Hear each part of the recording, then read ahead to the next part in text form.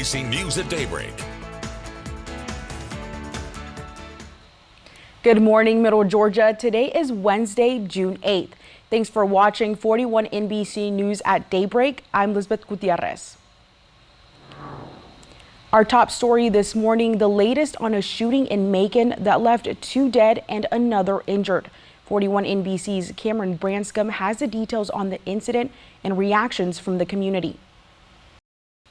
As a result of the incident last night, a judge signed a temporary restraining order against Friends Food Mart for 30 days, requiring it to close immediately. A complaint was filed against the Food Mart, stating it's a well-known center of frequent serious criminal activity, including violent offenses and drug activity. There will be a hearing on the complaint on June 29th. And happening this morning at 10 in Macon-Bibb, the Macon Water Authority is celebrating the completion of a multi-million-dollar project. The MWA will be holding a ribbon cutting to commemorate the completion of the Wastewater Capital Improvement Plan Rehabilitation Project, the planning for which began in 2015. This project involves some improvements to 2 of MWA's wastewater treatment plants. The commission is holding the ceremony to celebrate over $52 million in capital improvement investments. Make the lives of mass shooting victims matter. That's the plea people are making to Congress as a bipartisan group of senators looks to reach a deal on gun reform by the end of this week. NBC's Bree Jackson is in Washington. Now, U.S. security agencies say Chinese government-backed hackers have breached major telecommunications companies. They reportedly exploited known software flaws in routers and other popular networking gear. The FBI, the National Security Agency, and the U.S. Cybersecurity and Infrastructure Security Agency released the advisory. They say these devices are often overlooked. The victims of the hacking have not been disclosed, and the Chinese government routinely denies hacking allegations.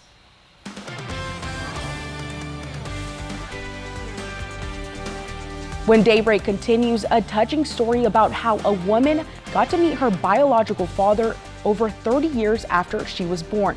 Stay with us.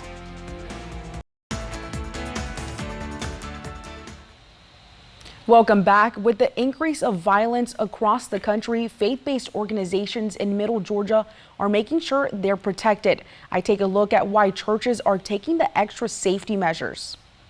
Acts of violence can occur anywhere, and churches right here in Middle Georgia are no exception. We have had a plan pretty much back at the time when the Mother Church in Charleston experienced that tragedy during that Wednesday night Bible study. I knew then for certain that that could have been any place, anywhere, any church, and any pastor. That's why Senior Pastor Dr. Ike Mack says Unionville Missionary Baptist Church partnered with the U.S. Attorney's Office to host a summit known as Protecting Houses of Worship. It brings together faith-based leaders with one goal in mind: combating violence. We put some things strategically in place, but it has begun to become broader now.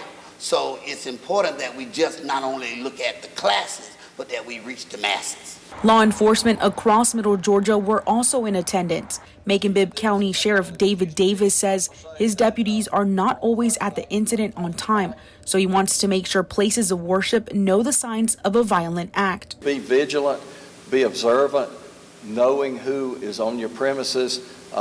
Be watchful for people who may have been making threats. Peter Leary, the U.S. Attorney for the Middle District of Georgia, says houses of worship should be places of peace and be protected. Think about how to put a safety plan in place before violence occurs, to have exit strategies, how to harden the target of the house of worship, and again, a lot of education about what's going on across the country. It's important to keep these 3 steps in mind if you're ever involved in an active shooter situation. 1, evacuate. 2, hide. And 3, take action. The U.S. Attorney's Office for the Middle District of Georgia is also taking part in the Armed with Knowledge campaign to ensure children are protected in schools. In health news, a new study finds that obesity could be lowering the age for knee replacements. Researchers from the University of The Centers for Disease Control and Prevention reports the global monkeypox outbreak has surpassed 8,000 cases. The outbreak of the smallpox cousin is in countries where the virus is not typically seen. Meanwhile, the CDC has issued a higher level advisory alerting travelers to take greater precautions. They include avoiding close contact with sick people and dead or live animals, and avoiding eating or preparing meat from wild game. The CDC says while the risk to the general public is low, people should seek medical care immediately if they develop any new unexplained skin lesions. Thank you for watching Daybreak this morning. Your local news continues at 11 a.m. with 41 Today and at 5 tonight here on 41 NBC. Up next is the Today Show. Have a great morning.